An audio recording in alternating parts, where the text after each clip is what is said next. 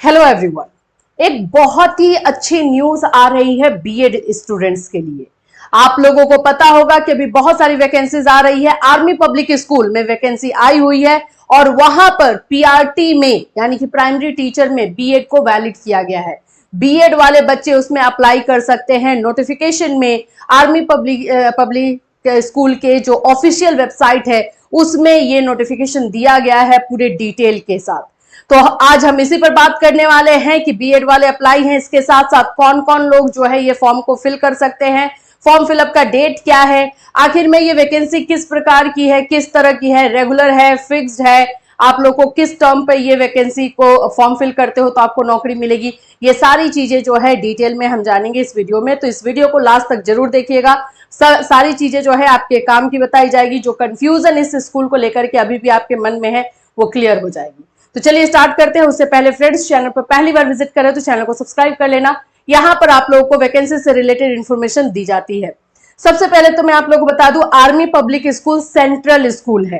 पहले से ही मैं आपको बता रही हूं कि KVS, NVS, army public school, यहाँ पे ये सारे वैकेंसीज जो भी आते हैं वो सेंट्रल के हैं। सेंट्रल के में कोई भी इंसान जो है सेंट्रल के में जो है जॉब करना चाहता है, नौकरी करना चाहता है, तो आर्मी पब्लिक स्कूल में ये आप देख लो। यहाँ पे ये पहले मैं न्यूज़पेपर का आपको दिखा दे रही हूँ, उसके बाद हम ऑफिशियल नोटिफिकेशन पे चलेंगे।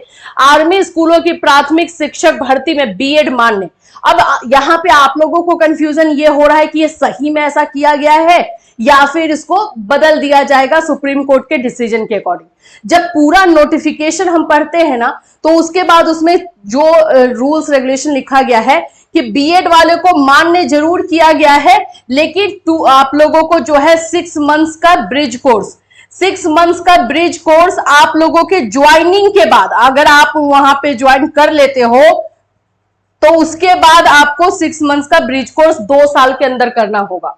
जो एक्चुअली में ब्रिज कोर्स का नियम है कि कहीं भी अगर आपकी ज्वाइनिंग होती है तो उसके 2 साल के अंदर आपको जो है ब्रिज कोर्स एनसीटी के बताए गए, जहां से एनसीटी बता रही है कि किया जाना चाहिए वहां से आपको करना है। ये चीज रूल के साथ जो है बीएड वाले को 1 to 5 में अप्लाई करने के लिए मौका दे दिया गया है। इस न्यूज़पेपर में भी यही सारी चीजें दी गई हैं। मैं और कुछ आपको बताऊंगी। चलो हम ऑफिशियल नोटिफिकेशन पर आते हैं। ये है आप लोग का ऑफिशियल नोटिफिकेशन। ये मैं आप लोगों के साथ हमारे चैनल पर, हमारे टेलीग्राम पर इसको शेयर कर दिया जाएगा ताकि डिटेल में आप इसके बारे में और अच्छे से जान सके। इस तरह से ऑफिशियल नोटिफिकेशन आया है। Candidates are requested to go through these instruction carefully. यहाँ पे इंस्ट्रक्शन सब कुछ दिया गया है। इसको ओएसटी के नाम से यानी ऑनलाइन स्क्रीनिंग टेस्ट के नाम से ये जाना जाता है। पहले ये है क्या इसको समझ लो, क्योंकि कुछ लोग इसको कंफ्यूज कर रहे हैं और आप लोग भी कंफ्यूज हो रहे हैं। ऑनलाइन स्क्रीनिंग टेस्ट एक स्कोर कार्ड आपको देगा। आप जब एग्जाम दोगे तो आपको स्कोर कार्ड मिलेगा। सीटेट में कैसे मिलता है वैसे ही आप लोगों को इसमें एक स्कोर कार्ड मिलेगा और इस स्कोर कार्ड के आधार पर ही आप लोगों को आर्मी पब्लिक स्कूल जहां जहां पर है, हर शहर में जो है वहां पे आपकी ज्वाइनिंग होगी। अगर आप लोग बोलते हो कि मैम अगर हम इसे नहीं देते हैं तो क्या हम स्कूल में नहीं जा सकते, तो नहीं, बिल्कुल नहीं जा सकते। तो ये एक तरह से जो है आप लोगों को एक पेपर देने वाला है जिसमें कि जिसको देखते हुए आप लोगों को जब वैकेंसी पेपर में निकाली जाएगी, इसमें बताया गया भी कोई भी वैकेंसी का जो नंबर है वो नहीं दिया गया है, ना ही सैलरी के बारे में बात, उस सब के बारे में बात ही नहीं हुई है। ओएसटी इज अ कार्ड, एक स्कोर कार्ड है। अब आपका एग्जाम लिया जाएगा, उस एग्जाम में आपके जितने मार्क्स आ रहे हैं वो स्कोर कार्ड में रहेगा और वो score card life time valid रहेगा। ये भी इसमें चीजें लिखी हुई हैं, समझ गए। तो ये स्कोर कार्ड में जब आप एग्जाम देने जा रहे हो तो इसमें आप लोगों के जो पीआरटी के लिए या फिर टीजीटी के लिए जो भी क्वालिफिकेशन है उसको आपको ध्यान में रखते हुए जो है ये एग्जाम देना है, ठीक है। इसका आप लोगों को ओएसटी का मतलब समझ गए हो कि ये स्कोर कार्ड आपको देगा, डायरेक्ट नौकरी नहीं मिलेगी। ये स्कोर कार्ड लेकर के आप स्कूल में, मानो कि आपके किसी भी शहर में, यानी यूपी के मान लो मथुरा में ही है, कहीं पर जो है एक आर्मी पब्लिक स्कूल में वैकेंसी निकल गई न्यूज़पेपर में, आपके पास स्कोर कार्ड है, आपको कॉल भी आ सकता है, आप वहां पे जाओगे, वहां पे आपकी इंटरव्यू ली जाएगी, इंटरव्यू का जो भी प्रोसेस होगा वो किया जाएगा, क्योंकि इसमें लिखा हो गया है कि इंटरव्यू के दौरान जो है हो सकता है वो लोग आपसे रिटन टेस्ट या कुछ और भी ले सकते हैं, वो डिपेंड करेगा उनके ऊपर। तो आप लोगों का जो है वो आप वहां पे एलिजिबल रहोगे उस कार्ड के थ्रू जाने के लिए, ये चीज है इसमें। आगे देखते हैं और, ठीक है। Army public school APS are located in various cantonments and military station across India. These schools are administered and managed by local military authorities and affiliated to the CBSE. A list of these schools is placed apex A. Last में जो है इसमें दिया गया है कि कौन कौन से स्कूल कहाँ कहाँ पर है। फिलहाल हम चलते हैं अपने सिलेक्शन प्रोसेस पे। देखो यहाँ पर आप लोग देखोगे तो रेगुलर और फिक्स्ड टर्म दो तरह से आप लोगों की इसमें ज्वाइनिंग होगी। रेगुलर दैट मीन्स कि आपको जो है रेगुलरली ले लिया गया है। फिक्स टर्म यानी कि कुछ कंडीशन के आधार पर आप लोगों की जो है नौकरी होगी। फिक्स टर्म वाले जो भी बच्चे इसमें जाएंगे उन लोगों के लोकल अथॉरिटी के से तहत जो है आप लोगों की इंटरव्यू होगी, ठीक है। जो रेगुलर बेसिस पे जाएंगे उनकी इंटरव्यू जो है सेंट्रल लेवल से ली जाएगी। तो ये दोनों में डिफरेंस है, ये आगे आप लोगों को इसमें दिया गया है। अब बात करते हैं कि ये टेस्ट होगा कब। तो 23 और 24 नवंबर को जो है ये एग्जाम का डेट लिया गया है। 23 और 24 नवंबर को होगा। अगर स्टूडेंट्स एक्सीड करते हैं यानी कि ज्यादा स्टूडेंट्स हो जाते हैं तो 25 नवंबर को रिजर्व डेट रखा गया है कि जो बच्चे अगर बहुत ज्यादा यहाँ पर जो है एप्लीकेशन आ जाता है तो कुछ बच्चों को 25 नवंबर को शिफ्ट किया जाएगा अगर होता है तो। अदरवाइज 23 और 24 का डेट फिक्स किया गया है, ठीक है। बाकी यहाँ पे एग्जामिनेशन है, आप लोगों को यहाँ पे देख लो दिया है, those who appear in the examination will be given a score card which shall be valid for life. आप लोगों को स्कोर कार्ड दिया जाएगा और वो आपके लाइफ टाइम के लिए वैलिड होगा। ये सारी चीजें आप समझ लो। Passing the online screening test is henceforth not mandatory for appearing for the interview and evaluation of teaching skills and computer proficiency. यहां पर यह भी बोल रहा है कि ये OST अगर कोई पास नहीं भी कर पाता है तो भी वो इंटरव्यू में बैठ सकता है। अगर उसके अंदर कोई स्किल्स या कुछ ऐसी चीजें दिखाई देंगी तो उनको रखा जा सकता है, कंसीडर किया जा सकता है, ये कहने का है। However, OST qualified candidates will be preferred. हाँ, ये जरूर है कि जो OST क्लियर किए हुए रहेंगे ये ऑनलाइन स्क्रीनिंग टेस्ट, उन लोगों को प्रेफरेंस मिलेगा, पहले उनकी नौकरी होगी। After selection in the post of teacher regular और fixed term and non OST qualified candidates must pass the OST as per detail given below. नीचे में आपको डिटेल दिया गया है, अगर आपका 40% आ जाता है, 50% आ जाता है, उसको लेकर के, ठीक। यहां तक तो कोई दिक्कत ही नहीं। इंटरव्यू के लिए बुलाया जाएगा, जैसे मैंने बताया कि दो तरह से ज्वाइनिंग हो रही है। एक फिक्स टर्म पे होगी, फिक्स टर्म पर जो होगी उनका सिलेक्शन लोकल सिलेक्शन बोर्ड के थ्रू होगा और सेंट्रल सिलेक्शन बोर्ड के थ्रू होगा जिन लोगों का रेगुलर पोस्ट रहेगा, ठीक है। तो ये यहाँ पर चीजें बता दी गई हैं। फॉर लैंग्वेज टीचर के लिए अलग से एक एसे का लिया जाएगा, ये चीजें हैं। अब हम जो आते हैं मेन मुद्दा जो है ना, मिनिमम क्वालिफिकेशन को लेकर के उठ गया है। मिनिमम क्वालिफिकेशन में आप देख रहे हो कि बीएड को शामिल कर लिया गया और सुप्रीम कोर्ट के डिसीजन के अकॉर्डिंग बीएड जो है मिनिमम क्वालिफिकेशन में नहीं है। तो जैसे कि कुछ बच्चे हमें मैसेज करके ये बता रहे हैं कि हो सके तो अभी ले ले और आगे चल करके सुप्रीम कोर्ट के डिसीजन के अकॉर्डिंग काम करे, तो बच्चे थोड़े से डरे हुए हैं, ये भी बात है। तो अब इसमें कुछ नहीं कह सकते, अभी ये दिया गया है, लेकिन ये स्कोर कार्ड है। इंटरव्यू के टाइम में पता नहीं आप लोगों के लिए कुछ बोले, लेकिन अभी फिलहाल के लिए बीएड को एलिजिबल मान लिया गया है। यहाँ पर आप देखोगे तो ग्रेजुएशन पोस्ट ग्रेजुएशन के लिए बीएड चाहिए 50% एग्रीगेट के साथ, टीजीटी के लिए भी 50% एग्रीगेट के साथ आप लोगों का बीएड ही चाहिए। और इसमें आप लोग आ जाते हैं पीआरटी के लिए, पीआरटी में भी आपको ग्रेजुएशन ही मांग रहा है, ठीक है। 2 years DLED, BLED or candidates with BEd can also apply with fulfillment of the condition of 6 month PDPAT bridge course from an NCT recognized institute as and when यहां से देखो when NCT approves। अभी इनको भी पता है कि NCT ने अभी कोई भी ऐसा इंस्टीट्यूशन अप्रूव नहीं किया है, तो यहां लिख दिया है कि जब NCT अप्रूव कर देगी किसी को any institution to conduct the said course within 2 years of recruitment as PRT or beginning of this course whichever is later। तो यहां पे ये बोल रहा है कि जब भी एनसीटी, अभी इनको भी पता है कि एनसीटी के थ्रू जो है कोई भी ऐसा इंस्टीट्यूशन नहीं है, इट मींस कि ये लोग अवेयर हैं कि क्या चीजें हुई हैं, फिर भी ये रूल्स आया हुआ है और इसके अकॉर्डिंग बीएड को लिया जा रहा है। ठीक है, यहां तक क्लियर है। अब मैं आप लोगों को कुछ चीजें जो है डेट वाइज बता देती हूं, जो मिनिमम और भी चीजें हैं जानने को। कंफ्यूजन आप लोगों को बिल्कुल नहीं रखना है, इसमें दिया गया है तो दिया गया है। सीटेट को लेकर के बच्चे पूछ रहे हैं कि सीटेट भी है, तो देखो यहां पे डायरेक्टली बोल दिया गया है, जब आप ये ओएसटी का एग्जाम देंगे यानी ऑनलाइन स्क्रीनिंग टेस्ट देते हो और अगर आपका सीटेट नहीं है या टेट नहीं है तो भी एग्जाम दे सकते हो। ठीक है, ये बताया गया है कि तो भी आप एग्जाम दे सकते हो अगर सीटेट और टेट नहीं है तो।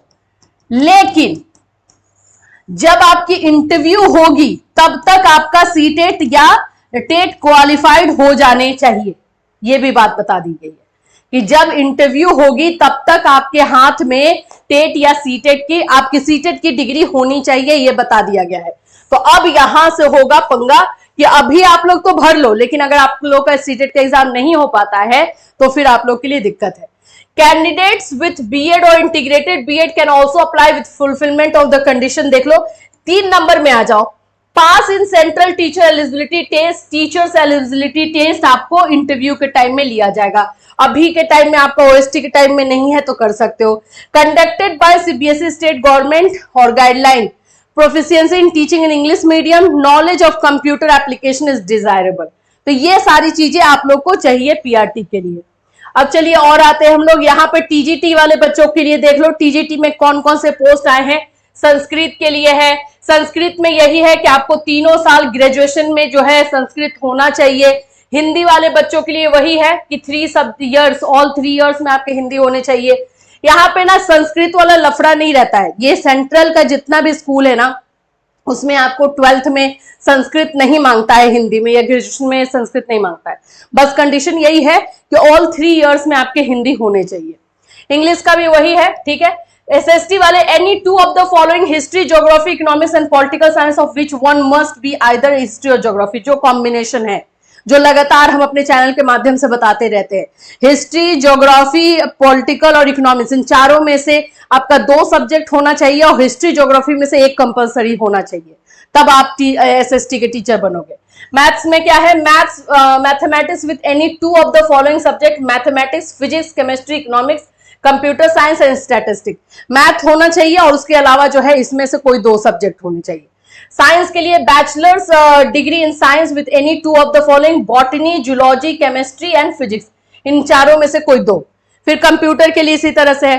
तो ये सारी चीजें आप लोगों के चाहिए हमें टीजीटी में। और थोड़ा सा यहां पर भी मैं सीटेट पे हाईलाइट कर दूं, सीटेट में भी आप लोग का वही है, सीटेट का टीचर एलिजिबिलिटी वाला आप लोगों का होना चाहिए, इंग्लिश मीडियम है, बस वही चीज है। यहाँ पे देखो relaxation in BEd qualification is not available for TGT computer science. BEd qualification यानी कंप्यूटर साइंस के लिए हो तो बीएड जरूरी नहीं है अगर कंप्यूटर के लिए अप्लाई कर रहे हो तो। फिर यहाँ पर आप लोगों का पीजीटी का जाता है। पीजीटी में मैं यहाँ पर दिखा देती हूँ कौन कौन सी वैकेंसीज है, इंग्लिश में है, हिंदी में है और सारे बायोलॉजी में है, ये सब आप देख सकते हो। इसमें मास्टर चाहिए होता है आप लोगों का, तो आपके जो भी कंसर्न सब्जेक्ट हैं उसमें आपका मास्टर होना चाहिए और बीएड होना चाहिए, ये चीजें हैं। यहाँ पर देखो इतने सारे पोस्ट आए हैं, पूरा ये पोस्ट आप देख सकते हो। पीजीटी में इतने 19 सब्जेक्ट में है, पीजीटी और पीआरटी में है, इतने सारे पोस्ट निकले हुए हैं। ठीक है, रजिस्ट्रेशन डेट आप लोगों का जो ये फॉर्म फिलअप स्टार्ट हो रहा है 10 सितंबर से स्टार्ट है ये, और इसका लास्ट डेट है 25 अक्टूबर। 25 अक्टूबर तक जो है फॉर्म फिलअप इसका होने वाला है। और इसको कहां से आप रजिस्ट्रेशन कर सकते हो, तो ये देखो आप लोगों का है www. अवेश, अब देख लो, इसको आप लोगों को करना है तो जल्दी से कर भी दो, india.com। इसको यहां पे जाओगे और यहां से आप लोग को अप्लाई करना है। ठीक है, और 25 अक्टूबर लास्ट डेट है, बस यही सारी चीजें इसमें दी गई हैं। ओटीपी आएगा, आधार कार्ड है, मोबाइल नंबर है, आपको डालना है, फिर उसके बाद आपके फोटोग्राफ चाहिए, सिग्नेचर चाहिए, डेट ऑफ बर्थ के लिए आपका जो है 10th का मार्कशीट चाहिए या फिर बर्थ सर्टिफिकेट अगर आपके पास है तो वो चाहिए। फिर आपको जो है यहाँ पे पेमेंट के लिए है।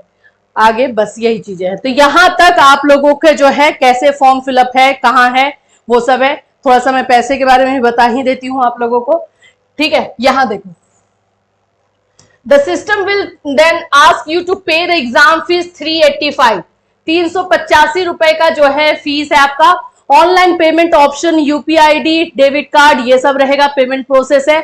ऑनलाइन रजिस्ट्रेशन कंप्लीट होगा तो आपको एक एसएमएस आएगा।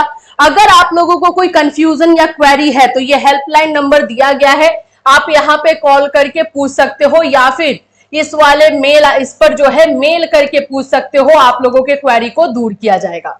ये चीजें नोट कर लो, कहीं भी प्रॉब्लम है देखो किसी से भी पूछोगे आपको गुमराह किया जा सकता है। डायरेक्टली जब नंबर दिया गया है तो आप वहां पूछो, आपको एग्जैक्ट इंफॉर्मेशन मिलेगा, राइट।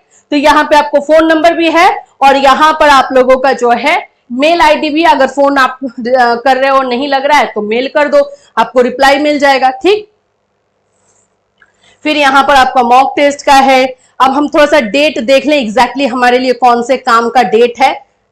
देखो आप लोगों का फॉर्म फिलअप का मैंने बता दिया कि 10 सितंबर से स्टार्ट है और 25 अक्टूबर लास्ट डेट है।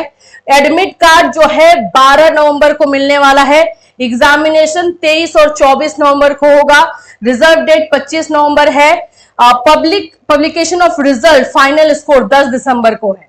तो इंटरव्यू इसके बाद ही होगा जब भी वैकेंसी आई, यानी कि जो अभी सीटेट क्वालिफाइड नहीं है वो भर सकते हैं, क्योंकि तब तक आप लोगों का सीटेट का एग्जाम हो जाएगा और मे बी जब इंटरव्यू हो तब तक रिजल्ट आ जाए। रिजल्ट आना जरूरी है, ये बात याद रख लेना। जिन लोगों का भी सीटेट अभी क्लियर नहीं है लेकिन जब इंटरव्यू के लिए जाओगे तो रिजल्ट आपके हाथ में होना चाहिए सीटेट का, ये इसमें कंडीशन दिया गया है। आई होप कि सारे कंफ्यूजन आप लोग के दूर हो गए होंगे। अगर अभी भी कोई डाउट है तो इस वीडियो में आप कॉमेंट कर सकते हो। फिर मिलूंगी, chill then take care everyone.